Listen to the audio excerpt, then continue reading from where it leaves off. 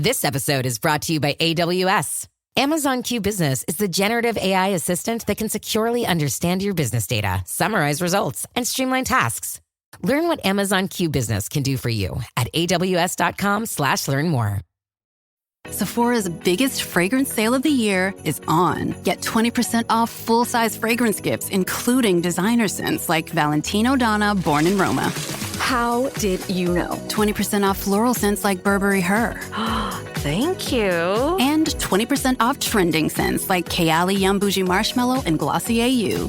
This is perfect. 20% off full-size fragrances now through December 24th. Shop now at Sephora and Sephora at Kohl's. The Tudors Dynasty Podcast. Hello and welcome back to the show. I'm your host, Rebecca Larson, and I'm very happy today to have a first-time guest to the show, Helene Harrison. Welcome. Hi, it's lovely to be here. Yeah, it's wonderful that you're here for the first time ever. You've written how many books now? 2 or 3? I've written 3, but only 2 are out at the moment. Okay, and the one that we are going to be talking about today is the one on Tudor executions. Yes. And of course, this one piqued my interest because I saw Thomas Seymour was in there. But I try really hard to not talk about him too much on the show because obviously I've done some research that maybe other people haven't done. So I try not to get into arguments. So don't worry, I'm not going to argue with you about Thomas Seymour. Why don't we start off, Helen, and just have you tell everybody a little bit about yourself. Yeah, I first got into the Tudors when I was at university. So I studied at the University of Northumbria in Newcastle, which is right up at the north of England. And I didn't really get into the Tudors until sort of my second year of university. And then I ended up writing my dissertation on Anne Boleyn, who was sort of my route into the Tudors. And then I started my blog, Tudor Blogger, in 2012, which was my last year of my undergraduate degree. And it just sort of snowballed from there. I then did my master's degree, kept writing my blog. Publishers then started offering me books. And then I sort of took a bit of a break from history and did my library management degree. I'm now back working at my alma mater, university, in the library, while I write books. So yeah, my first book came out, I think it was January 2023, which was Elizabethan Rebellions. And then Tudor Executions has just come out this past July. And I've got The Many Faces of Anne Boleyn is due out in July next year. That one's a big one. It's based on my master's and my undergraduate dissertation. So it's been nearly 15 years in the making, that book. So I'm nervous to see what people think about that one. Well, it's Anne Boleyn, so inevitably it is going to be extremely popular, and especially if it has anything to do with her image. I think people are very excited to hear about that. Yeah, it covers sort of 500 years of history. So from sort of the love letters through plays and film and right up to Six the Musical as well. So hopefully there's something in there for everyone. Yes. Oh, how exciting. Okay, so today we're talking about Tudor execution, which is kind of a grim and grisly topic. So, but many of us are fascinated by this topic because, you know, like you said, Anne Boleyn really is the gateway queen for many people to become interested in the Tudors, and she was executed. So no surprise that a topic on Tudor executions for a book would be popular. So, I mean, inevitably, what made you decide that you wanted to write a book on this topic? Executions have fascinated me for a while. It's gory to say, but yeah, Anne Boleyn was sort of my gateway in. And then it sort of moved to Catherine Howard and Jane Grey, the other executed queens, and sort of outwards from there. And then when I wrote Elizabethan Rebellions, there's a couple of executions in there as well.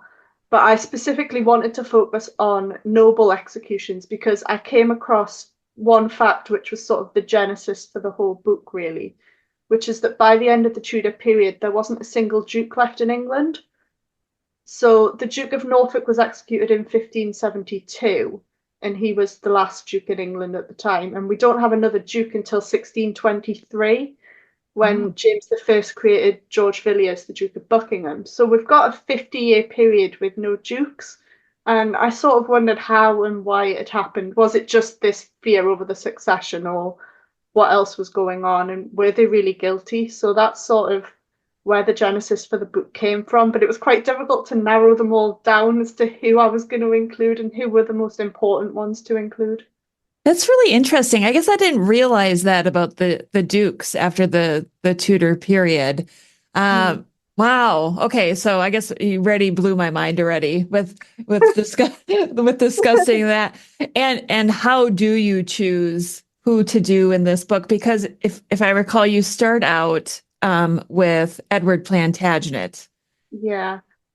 So sort of make sure that I covered from across the spectrum. So from Henry VII right through to Elizabeth I, I wanted to make sure I covered the whole period. I do only include one execution from under Henry VII. But he didn't really execute all that many nobles. So there wasn't a lot of choice to go on. But I did think Warwick was a key one to include there. There's a lot from under Henry VIII, as people might expect, because he did wipe out quite a lot of his nobility. But I also wanted to make sure I covered the Seymour brothers, because those two, they're very intertwined. I wanted each chapter to be able to read as a standalone, so you could just dip in and out as the mood took you, or if you were looking for something on a particular person. But the Seymour brothers, they need to be read in tandem because they are so linked. And then I cover Jane Grey, obviously under Mary I, and then a couple under Elizabeth, who I'd also previously covered in Elizabethan Rebellions as well. So it was quite nice to revisit some that I knew a bit more about and some that I didn't know as much about. It was nice to have that mix, and I wanted to make sure I covered men and women as well, because it's often said, women weren't executed, but obviously we know there are several queens who were executed. And I have been asked a few times why Mary Queen of Scots is not included, but my answer to that is she wasn't an English noble. Oh, yeah. She's Scottish royal, so I don't include her. But yeah, it was quite difficult to narrow down. There were a couple of others that I maybe wish I could have included, but word count meant some had to go by the wayside. Yeah, and I wasn't sure what to expect from this book either, because I thought, okay, well, how much can you talk about an execution? They were beheaded. But it's more of almost like a short biography on them, isn't it? Yeah, I very deliberately, each chapter sort of separated into the same kind of sections. So I start each chapter with a discussion of the nobility and the lineage of each person. How did they come to be in the position they were in? Then there's sort of a short life biography for the second section. The third section looks at sort of what led to the execution, what were the events and the run up to that. And then I finish each chapter with the execution itself. There's more information on some of those than others. Mm-hmm. So they don't necessarily sort of quite line up. Yeah. And words in each section, but I really liked the family trees that you had at the beginning of the book. How long did it take for you to put those together? It took time because I'm quite a perfectionist. So actually putting them on the screen, I was thinking, how am I going to sort of line all these up so they look even and they fit in the area they need to fit into? So that took me a while, but some of them were more complicated than others. I knew the Boleyn Howard one quite well anyway.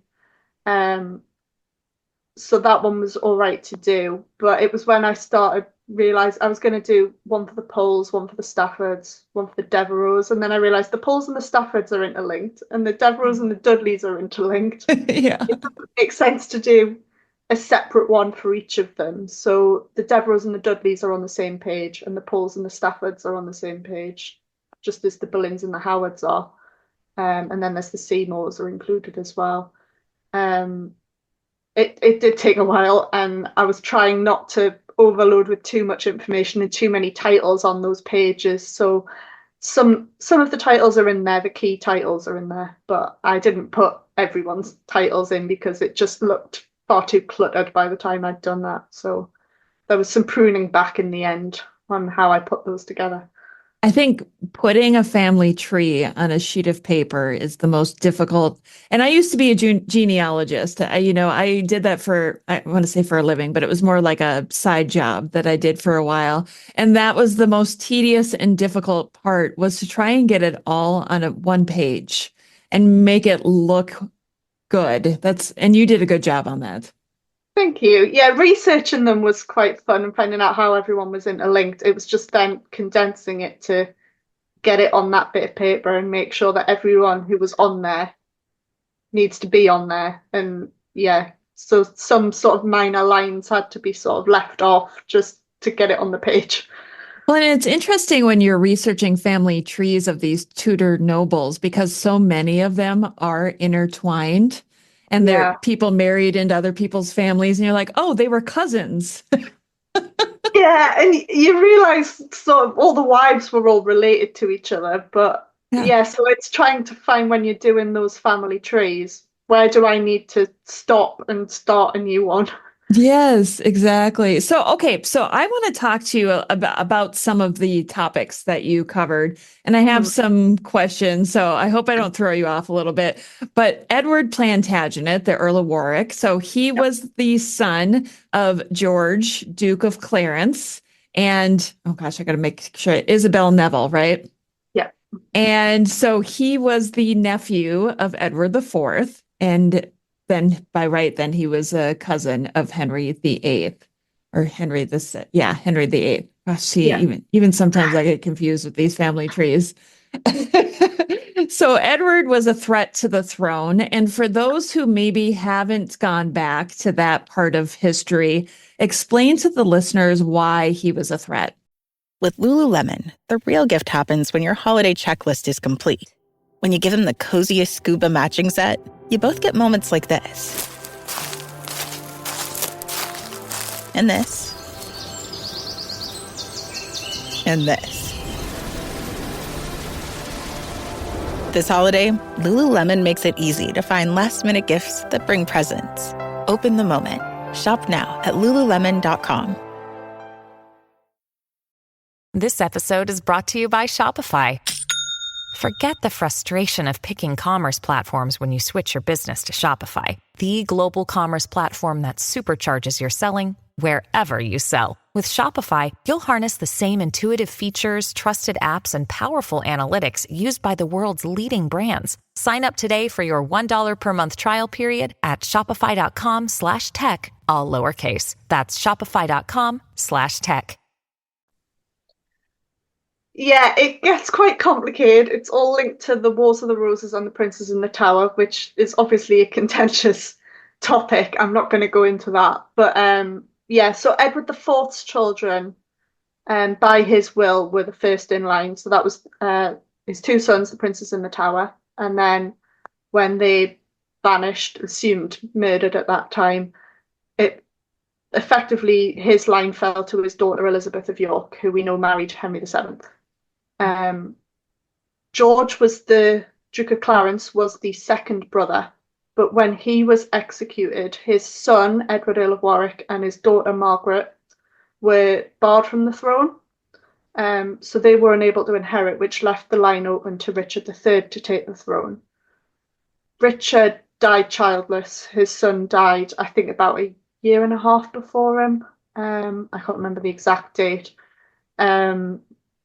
So when Richard died at Bosworth, he was childless. So effectively, when Henry VII came to the throne, the only York heirs were Clarence's son. He was the only male direct descendant of any of the York brothers.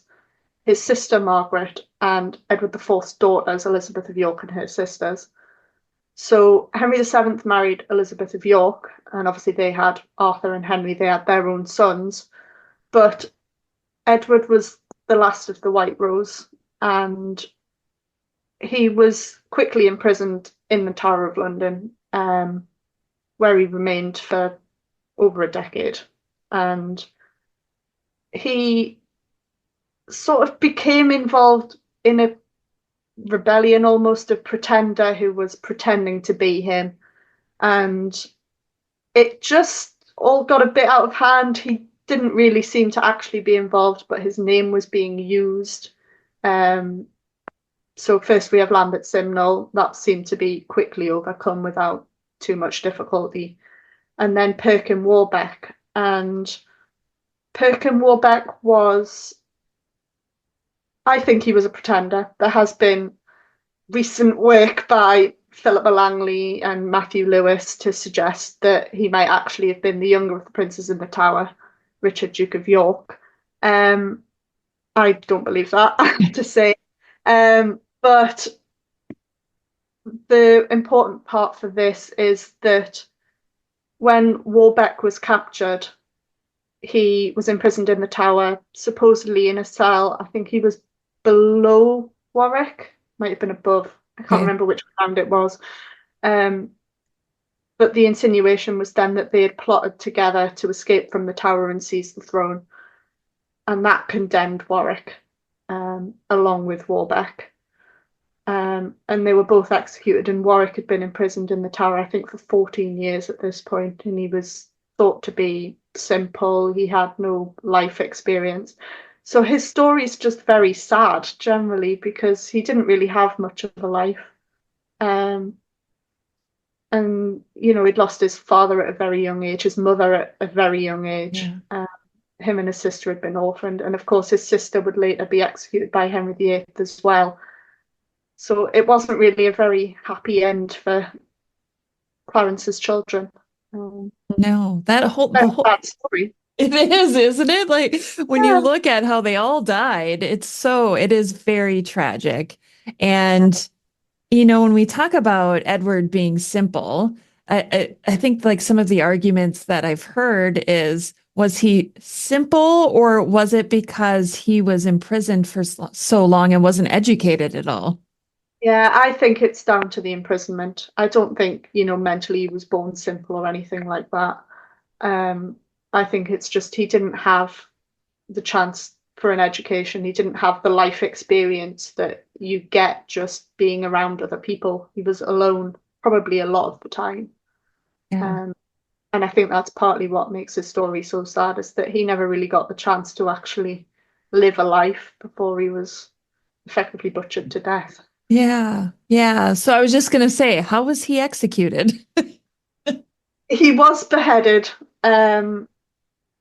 It didn't seem to be butchered or anything as far as we know. I think Warbeck was hung, drawn and quartered, if I'm remembering correctly. But yeah, I think Warwick, since he had royal blood, I think that if he had been hung, drawn and quartered, there would have been an absolute outcry.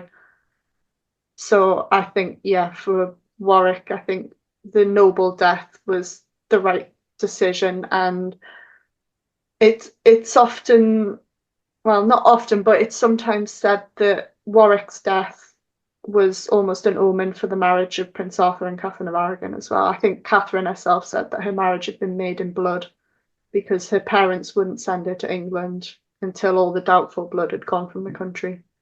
Yeah, it's so sad that so many people had to die. Ugh. So you start out with Edward Plantagenet, Earl of Warwick, and then I'm trying to remember who your next person was. It Anne Boleyn was your next person? No, I think it was Edward Stafford, Duke of Buckingham. Oh, yes, the classic Edward Stafford. Yes. So what made you choose him? I just think he's not the first noble execution we see of Henry VIII's reign, because he executes the Earl of Suffolk, who I didn't include. He's one of the ones that sadly fell by the wayside. But yeah, I chose Buckingham because it's the first sort of ducal execution that we see. And his was just so interesting when I was reading about it. It's difficult to get a clear read on his guilt, whether he was truly guilty or whether it was all sort of taken from rumor, or, even made up. There's been suggestions that charges were made up. So that one was just sort of immediately grabbed me. It's not one that I knew a lot about. I'd seen how it had played out on the Tudors, for instance, but it's not one that I'd read a lot of the sources about. So I think partly it was personal that I wanted to dig into that one a bit more. But yeah, the first sort of real ducal execution that we see, I thought it was important to include for that reason as well. So yeah, his was just, it's difficult to get a read because there's so much rumor flying around and there's accusations of witchcraft and predicting the king's death and sorcery, and there's all kinds of different things going on. And his own servants start informing against him. A servant that he sacked sort of started saying things that he'd heard. And there was a suggestion that Buckingham had planned to go in front of the king with a knife concealed about his person and stab him, which is sort of what we see in Showtime's The Tudors. So that rumour does come from actual sources at the time. But yeah, Stafford's is just, it's a bit odd because he's effectively the foremost noble in England at the time. The other key duke at the time is Norfolk, but he'd only regained his earldom in, I think, 8 years previously, in 1513 after Flodden. So Buckingham is one of the oldest sort of lines, but his father had also been executed by Richard III. So there is that sort of almost inheritance of treason in there as well. So I wanted to look a bit more at that a bit and just figure out, did he have something against authority? Was it that he's struggling to contain himself and that he did want to be king? Or was it there was some kind of manipulation to try and get rid of him? And I never really got a clear read on quite what I thought of that one, to be honest. Well, it's difficult because in order to get a clear read on something like that, you really have to focus on that one subject and only that subject and dig into it. And how do you have time to do that when you're writing a book like this? Yeah, I mean, I looked at a lot of the primary sources, but there seemed to be a lot of contradiction within them with what people thought. And servants with grudges, can you really trust what they say? There's always that question of bias of, is it really true? I think at the very least, Buckingham was careless. He raised men. I think he claimed that he needed to raise men to protect him when he toured some of his estates. And it does seem he did employ someone to do some kind of predicting. Whether it was over the king's death or his own future. There's some different readings on that one. But he was certainly careless, and I could see why the king would suspect him of treason, whether he intended treason or not. So then the question is, because you brought up Showtime's The Tudors a couple times, and I always love to talk about that on the show because so many people have watched it. I loved watching it because it brought history to life, whether it was factual or not. So then the question remains, did Buckingham really react the way that they showed him reacting on the scaffold? Was he afraid to die? Did they have to hold his arms out? Did you find anything about that? Didn't find anything about that. I find the Tudors quite interesting because it's a mix of, they've obviously looked at some of the sources. You can see that they have gone back to the sources. There's direct quotes from them. But there's this huge amount of drama that they've obviously added because it is a drama. And I am fascinated by historical accuracy within dramas. And you'll see that a lot more in my Anne Boleyn book, which is what I spend a lot of it looking at. But yeah, the Buckingham case in the Tudors was interesting because from reading the sources, although Buckingham was careless, he was almost quite contained. It didn't seem he got angry at times. We have records of him, blowing his top on occasion. But in another way, he seemed quite contained. And we don't have any records of him, refusing to lie down for the axe or anything. He seemed to die quite composedly from the sources that we have.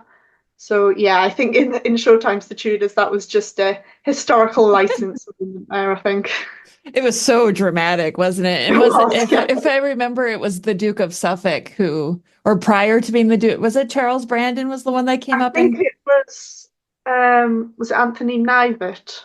Might have been Oh, yes, you're William right. Compton. It was one of those two, I think, who did it. Yeah. Yeah. Yeah. I just remember being like shocked when that And pulled happened. his arms out, yeah. Yes. Okay, something else that you mentioned, and this is something I've done a little bit of research on with my Thomas Seymour stuff, is the definition of treason. Yeah. So let's talk about that and how it kind of changed, maybe with some of your different subjects. Like if you've noticed that the definition of treason or what was considered treason changed. Yeah, so the beginning of the Tudor period, the Treason Act is still the one that's in effect is from 1351. So it's nearly 150 years old at the beginning of the Tudor period. It remains in place throughout Henry VII's reign and well into Henry VIII's reign. It's only when Henry VIII marries Anne Boleyn we see a new Treasons Act come into place. And that's because Henry is so paranoid about the succession. He doesn't want Catherine of Aragon's daughter Mary to succeed. He wants his children by Anne Boleyn to succeed. And we know there's a lot of people who were very angry about his annulment and his remarriage. I'm looking into this at the moment for my fourth book, so forgive me if I go a bit off topic here. But the annulment case is interesting because it brings out a lot of new government acts. So we have the Act in Restraint of Appeals, which forbids appeals to Rome. We have the Act of Supremacy, which cements the monarch's headship of the church. The Act of Succession, which cements the succession on his children by Anne Boleyn.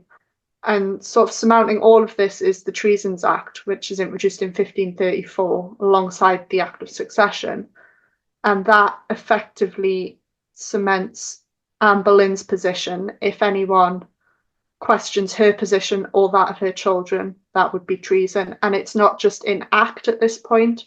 If it's a thought or a spoken word, that can now be treason, which it couldn't have been before.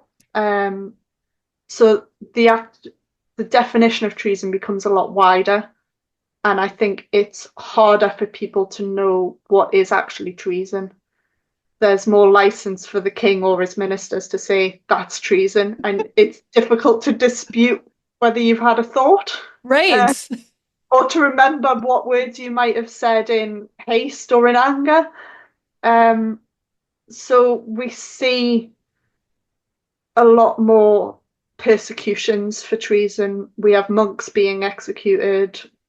We see Bishop Fisher, Thomas More, executed under that new Treasons Act. Even it could be said Anne Boleyn was executed under that Treasons Act because she effectively impugned her own daughter. If that comment was made about, I think George Boleyn had said something impugning whether Henry was Elizabeth's father. And Anne Boleyn made the comment about you look for dead men's shoes, which is words that effectively predicted the death of the king. So it could be said that even Anne Boleyn was condemned under the act designed to save her. But that act remained in place until 1547, after Henry VIII died. Edward VI introduced a new act which just refined the definition further. There were a lot more sort of religious connotations to that act, as Edward was a lot more Protestant, if I can use that word, than Henry VIII was. So that was refined. And then we come to 1554, after Edward's died. Mary I is now on the throne, trying to restore Catholicism. And she effectively undoes the Treason Acts of 1534 and 1547. And it reverts back to the 1351 Act. So she effectively tightens that definition of treason, and removes a lot of the thought and word parts of it, and it goes back to deeds. But for Mary, treason is tied in inextricably with heresy at this point. Anyone who doesn't follow her sort of beliefs is guilty of treason. Mm. So we actually see an increase in treason sort of convictions as much as we do heresy ones. Oh.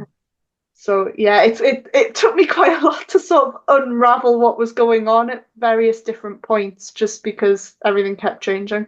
Yeah, I think when you look at treason and what encompassed treason over the time period of the Tudors, which was what, 118 years, I think it's really interesting. And I focused on Edward the Sixth because my focus was trying to find out whether or not Thomas Seymour was actually guilty of treason. And one of the things that I discovered in the Treason Act of 1547 was it was like very specific that if someone did something treasonous, there had to be at least two witnesses, and they had to come forward within a certain number of days. Yeah. And I found that interesting because I thought, wow, that is very specific. And it was a short number. And I don't remember off the top of my head if it was like 3 days they had to come forward. Yeah, it was a very, very short period of time, which, yeah, surprised me as well, I have to say. But I don't think in Thomas Seymour's case there was much doubt that he'd at least broken into the king's rooms at that point. So I don't think anyone was going to dispute that one, at least. But this is where I'm going to dispute it, Helen. But not today. Not today. We'll leave that for when I eventually finish my book. But like I said before, it's one of those things too. If you don't spend all of your free time researching that one specific person and everything surrounding them, there might be things that you're going to miss. And that's just how it is when it comes to researching. Yeah, I could have gone into so many, like most of these people, so much more than I did. But just for, time and word constraints, you just have to sort of confine yourself to what the little bit of their life that you're actually focusing on. So. Yeah, I love the topic of the book. I do, because I'm just as fascinated with executions. I'm fascinated by the grisly ways that people died during the Tudor period, wanting to know, how were they killed? Because it's so different than what we experience. It's hard for us to even imagine what it was like to live during a time when people would gather to watch somebody being executed. Yeah, I think that's what fascinates me about it, is the psychology as much as anything, just because we can't really put ourselves in that mindset. And, in the UK, we don't even have a death penalty over here. So you can't really put yourself in the mindset of someone facing their own death and knowing what's coming, who's possibly witnessed an execution before and knows that that's what's about to happen to them. It's just mind-blowing to try and put yourself in that position. And I don't think you ever can, unless effectively you're dead. Unless you've been executed yourself, I don't think you can even comprehend what goes on in someone's head at that moment. And of course, Anne Boleyn is the most famous story. And you cannot help but feel sorry for her as well, because it seems like she was hopeful that there would be a different outcome. And the roller coaster of emotions that she had to go through. Did you find that chapter on her maybe the more difficult one to write emotionally? I think because I've been researching it for so long, because it's something that I've been researching since about 2010, I wouldn't say I'm distanced from it, but I think I'm almost used to reading the sources now. It's still emotional to write just because of the great injustice. I mean, most people nowadays think she was innocent. I think G.W. Bernard might be the only historian I've read who thinks she was actually guilty. There are some people who think she might be partly guilty or guilty of, words, but not deeds and things like that. Yeah. But yeah, it's always difficult in a way just because of the injustice of it. A lot of the other sort of people I discuss, apart from the likes of Edward Plantagenet, who was completely innocent, there is sort of some evidence to suggest there might be something going on, that there was some kind of deed that led to it. But with Anne Boleyn, a lot of the dates that are given in the indictment can be disproved, that people weren't where it says they were. And, Anne Boleyn as a queen would have been surrounded by her household effectively all of the time. And none of her women were ever accused with her, which we later see with Catherine Howard, that one of her ladies is accused. So yeah, Anne Boleyn I just always find difficult to write, even though it's what I spend most of my time writing about. And writing that chapter, I could have written the whole book basically just on Anne Boleyn. So there was a lot of pruning went into that chapter at the end, just because it was double, triple the length it should have been. So there was a lot of pruning in that chapter, I would say. Yeah, Anne Boleyn, man, we love to hear about her. We love the stories about her. And anytime we can have something, maybe a new perspective or new information come out about her, that's always exciting. Yeah, I think Kate McCaffrey's work, did a lot for people looking into Anne Boleyn on different levels. And we've, that prayer book now, we've seen it in Wolf Hall, the recent episode of Wolf Hall. I don't know if you've seen it because you're in America, but no, we have to wait over here. Yeah, there's a sort of they've made a copy of the prayer book that we see Jane Seymour looking at, and she reads out Anne's inscription. So there's that nice sort of nod to the recent work by Kate McCaffrey that's coming through now in popular culture as well, which is quite nice. Oh, how flattering. That's amazing. Yeah. That's really, I cannot wait to be able to, and I think it doesn't come out here until like March. Oh, I know. Yeah. We're 3 episodes in now, so I don't spoil anything. I loved the first series when it came out, and I absolutely loved Mark Rylance as Thomas Cromwell, and the filming with the natural candlelight and all the natural, it's everything I hoped it would be. I cannot wait to see this next installment of it. I think Mark Rylance is only getting better in this role, I have to be honest. So really? You're in for a bit of a treat. And what do you think of, is it Damian Lewis as Henry VIII? He's scary. He's scarily good as Henry VIII. Yeah. One look and you're just terrified. Is sort of how I feel about it, but there we go. Oh, that's perfect. And honestly, I thought Claire Foy was the perfect Anne Boleyn. I don't think there's anybody better to play Anne Boleyn than how she played Anne. I loved the French lilt that she gave her, because I think she would have had that in reality. So it was nice to see that on screen. Though I have a very soft spot for Geneviève Bujold in Anne of the Thousand Days. I have to say, I think she might be my favorite. She is a very popular one. But this is like a whole topic for another podcast. Yeah, we've strayed a bit far away from execution. Yeah. This is what happens on my show. I don't know if you know this, but we tend to veer in different directions. We'll come back.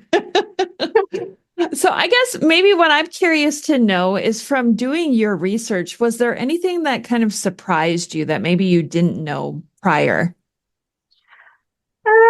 I didn't really know a lot about Henry Howard, the Earl of Surrey. So it was quite interesting to be researching him. And I don't think I realised until I compiled my list just how many Howards there were involved in treason in this period. Because, we've got Anne and George Boleyn. We then have Catherine Howard and Jane Boleyn. Henry Howard, Thomas Howard. And of course, there was another Thomas Howard who only survived because Henry VIII died. So there was nearly another Howard execution in there as well. And I think I just got surprised just how involved the Howards were. And I don't think it's until I'd sort of sat down and worked out what I was going to do that I realised quite how many Howards were going to be included in this book.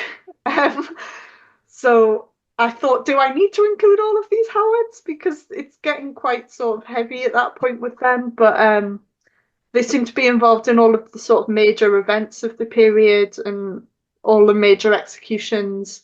And with a Howard as well being the last Duke, it seemed important to sort of build up to the last sort of Duke being killed in 1572, which was Thomas Howard. So that sort of surprised me just as I was working it out, what I was doing. I was thinking, oh, okay. We've got a lot of Howards here. I'm not sure if you read the one book that I've read on Henry Howard, Earl of Surrey, is the one by Jesse Childs. I think it's like The Last Victim of Henry VIII is what the one I read was called. Yeah. I've dipped in and out of it. I haven't read it cover to cover, but I did dip into it for my Henry Howard chapter just because I know it is, I think, the only sort of full biography of him. So I thought this is something that I need to read. Yeah. And yeah, it's his life's quite interesting because he also grew up alongside Henry Fitzroy, Henry VIII's illegitimate sons, and of course his sister Mary married Henry Fitzroy. So he was also very closely linked to the royal family as well. And yeah, it was just fascinating to sort of find out a bit more about his court career because he was also quite an influential poet alongside Thomas Wyatt at the time. And yeah, I hadn't read any of his sort of work before. So that was quite an interesting one to write because I knew more about Thomas Howard, the third Duke, and about the fourth Duke. And Henry Howard sort of sits in between them because he's the son of the third Duke and the father of the fourth Duke. Yeah. But he wasn't someone I knew a lot about. So it was nice to sort of fill in that gap a bit. It just sort of surprised me how connected he was to the royal family in the end. And of course, he was Henry VIII's last victim as well. So Yeah. it was interesting to read about Henry VIII's last days in a bit more detail as well, just sort of surrounding him, who was around him at that time. It's so interesting. And I feel like there's still so many questions, so many unknowns about those last few days, aren't there?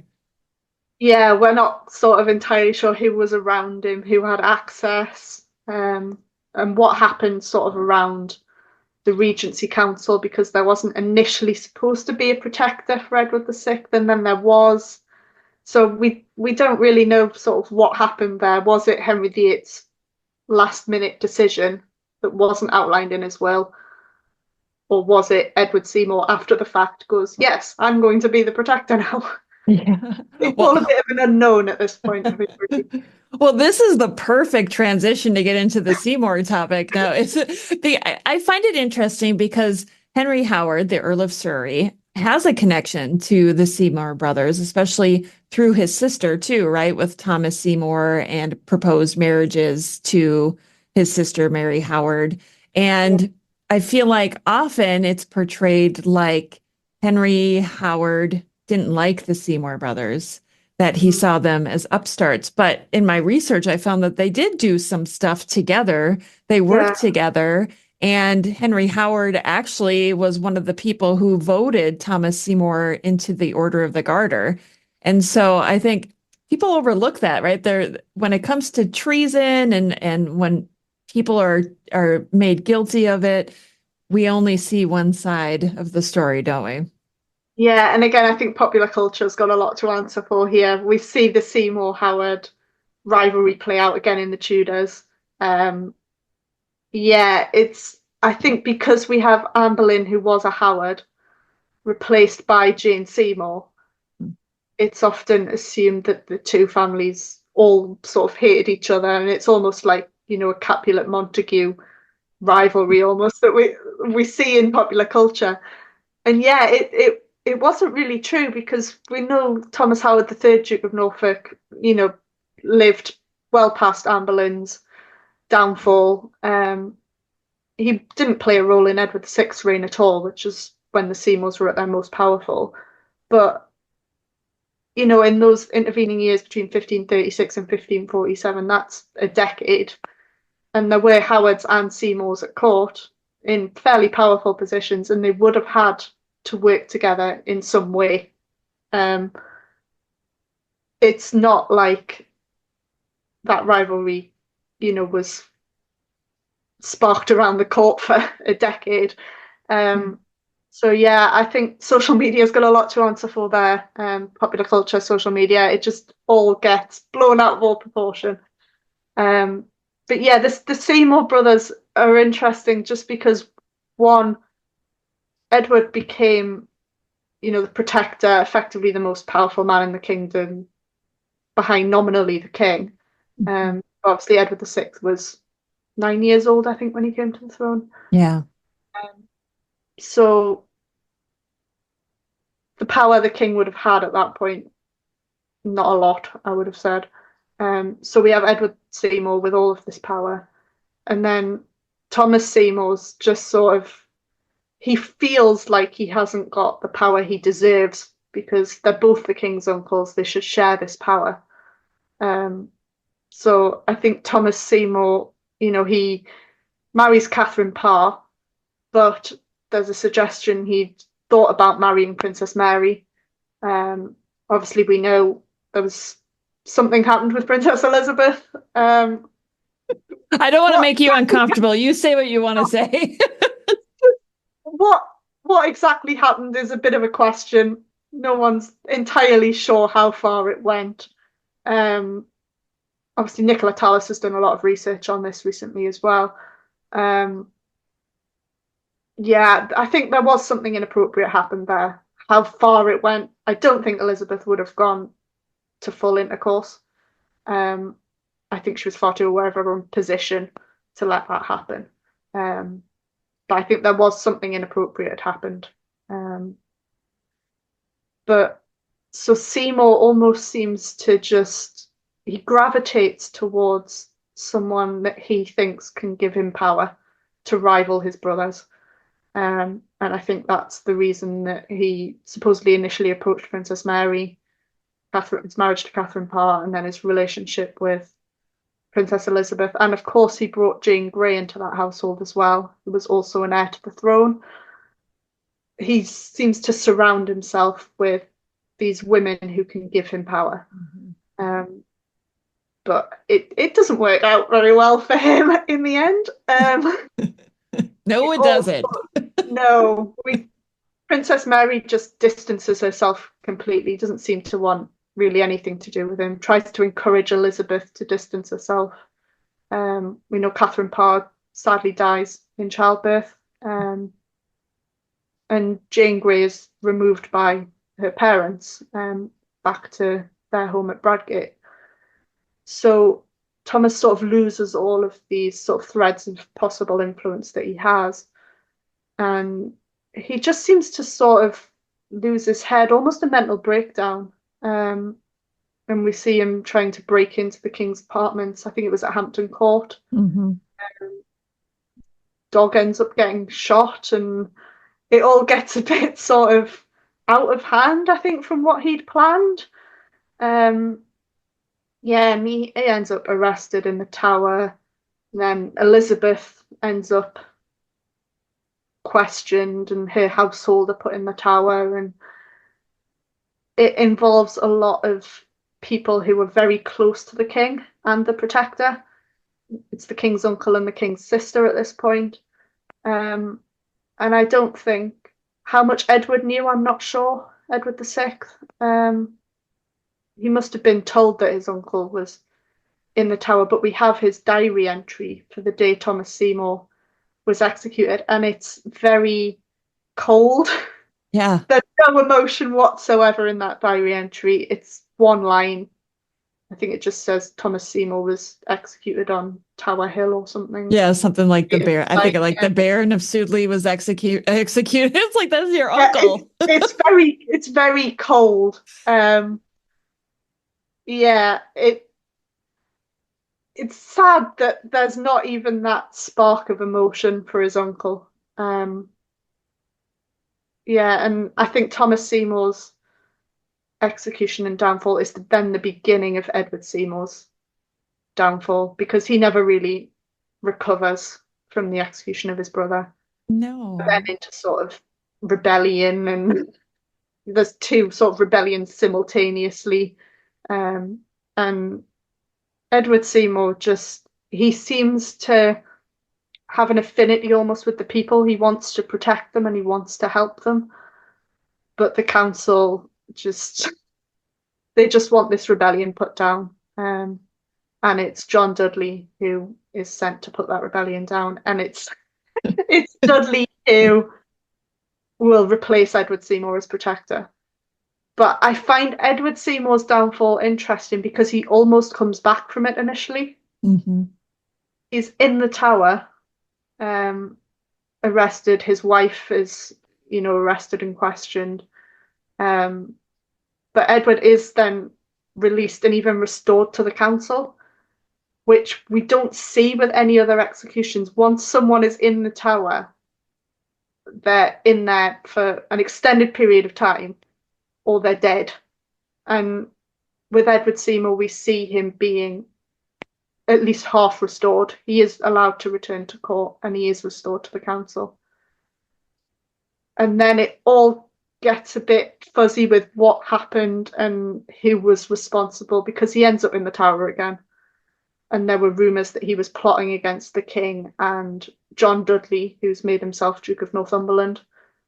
So he ends up executed again, like his brother. So that's Edward VI has executed 2 of his uncles. Yeah, and I always think Edward VI, if he had survived into adulthood, I think we could have seen another Henry VIII, or worse than Henry VIII. I think he was heading in that direction. He was aping his father, I think, a bit too much. Wow. Seriously, how the whole execution of both of the Seymour brothers is so fascinating to me, because the story we hear about Thomas and Edward Seymour is they were always fighting or they didn't get along. And there's definitely evidence that suggests that they did get along, but that they were brothers and they fought about things. And after Catherine Parr died, where did Thomas Seymour go but to his brother? And he stayed with his brother and sister-in-law. And then things started to implode when he showed interest in marrying Lady Elizabeth at the time. And really, because Edward Seymour allowed the execution of his brother and Edward VI allowed the execution of his uncle, to me, it just allowed the downfall of the Seymours really at the time, because what happened? Edward Seymour lost probably one of his closest allies, his family, his brother. Who did he have to back him up anymore on the council? I did see one source, I can't remember exactly who it was, that suggested that Edward Seymour actually tried to intervene to save Thomas at one point, but realised if he did, it would be his own downfall. But in the end, it was his brother's execution that was the downfall. So I think once Thomas Seymour had been arrested, whatever Edward did, he would have fallen at that point, because I don't think he can come back from being so closely associated. And we see that with the Howards. Henry Howard commits treason and his father's arrested. We see it a lot that relatives are then arrested and condemned. So I think, Thomas Seymour's execution was a massive critical point in Edward Seymour's life, because I don't think he could come back from that at all. No. Imagine how different things could have been if Jane Seymour had survived. I think the young Edward VI would have turned out very differently had he had his own mother there. I think Catherine Parr did the best she could. But I think things could have been different if he'd actually had Jane Seymour's influence there. And I think the king Henry VIII may have been slightly different if Jane had remained beside him. He might not have gone so far, because I think Jane was a very calming influence on him. Although he didn't always, listen to what she said. We see that when she tries to intervene in the Pilgrimage of Grace. But I think she did pull him back a little bit. She tempered some of his moods. So I think it could have been different had she survived. Most definitely. Well, Helen, we could talk about this for hours, but I definitely want people to go out and buy your book. So if anybody's interest was piqued by our discussion today and they want to learn more about these Tudor executions, where can they find your book? Yeah, my book is available directly from my publisher, Pen and Sword, or you can get it from Amazon, Waterstones, Barnes and Noble, anywhere you might buy books, basically.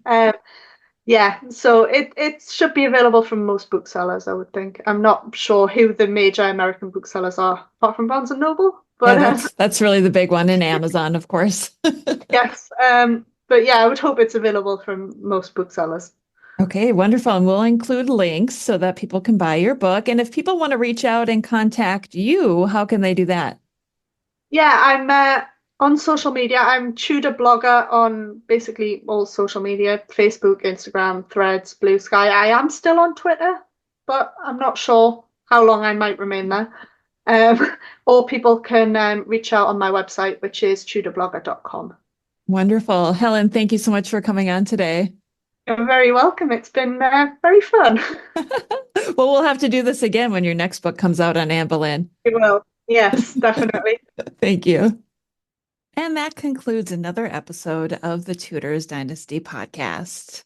Thank you so much for listening. If you love the show and would like to show your support, consider becoming a patron over on Patreon. That's patreon.com/Tudors Dynasty. Over there, you'll get commercial-free episodes, early access, and some patron-exclusive content as well. If you would prefer to show your support in another way, head on over to my website, tudorsdynasty.com, and click on the shop to see some of the new merchandise that I have available. Thank you so much for listening. Until next time. The Tudors Dynasty Podcast.